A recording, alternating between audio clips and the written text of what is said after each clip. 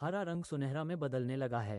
कक्का कहते हैं कि जादू से कुछ भी नहीं होता है, चीजें धीरे धीरे बदलती हैं। जैसे कुछ दिनों तक ये बौराई हवा बहेगी, तब जाकर गेहूं पर रंग सुनहरा छाएगा और वो अन्न के रूप में आंगन में उतरेगा।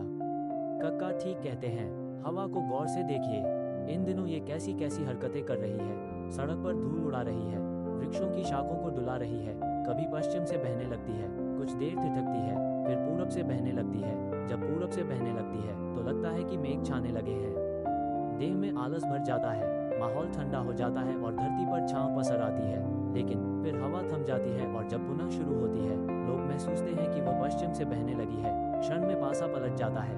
आसमान में बादल का जो भ्रम तैर रहा था वह झूमंतर हो जाता है और सूर्य ठठाकर हंसने लगता है। सूर्य जब मुस्कुराता है तब धूप मीठी लगने लगती है। जब वह ठठाकर हंसता है तब धूप की तासीर तीखी हो जाती है।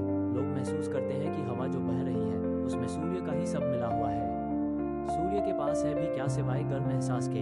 पछिया जब जोर जोर से बहने लगती है तो लोगों को लगता है कि उनके चेहरे तेजी से सूख रहे हैं। उन्हें ऐसा भी लगता है कि सूखने की क्रिया को पछिया सर्वत्र अंजाम दे रही है। लोग घर से निकलते हैं और ऐसा लगता है कि हवा उन्हें खदेड़ने के लिए उसके पीछे भागी चली आ रही है। हवा उसे आगे से भी घेरने की कोशिश कर रही है। लोग तनिक ठहरकर या सिर को तौलिए में लपेटकर अपने आप को सुरक्षित करने का जतन करते हैं। लेकिन तब भी हवा थोड़ी सी धूल उसकी देह पर डाल ही देती है। इसका वे बुरा नहीं मानते। लोग ऐसा सोचते हैं और आगे बढ़ जाते हैं कि अभी इस बौराई हवा की जरूरत है। कक्का कह रहे थे कि प्रत्येक साल ये हवा अपने तय समय पर आ जाती है। ये कुछ काम को अंजाम देने आती है। सावन आने के बाद ये लौट जाती है। वे कह रहे थे कि जब यह आती है तो लगता है कि चैत आ गया है। चैत आने का मतलब अन्न के पकने के समय का आना होता है। कक्का कह रहे थे कि होली के बाद चैत से गेहूं की कटाई शुरू हो जाती है। चैत आते आते गेहूं का रंग हरा से सुनहरा हो जाता है। ये रंग सुनहरा गेहूं को पछिया ही देती है।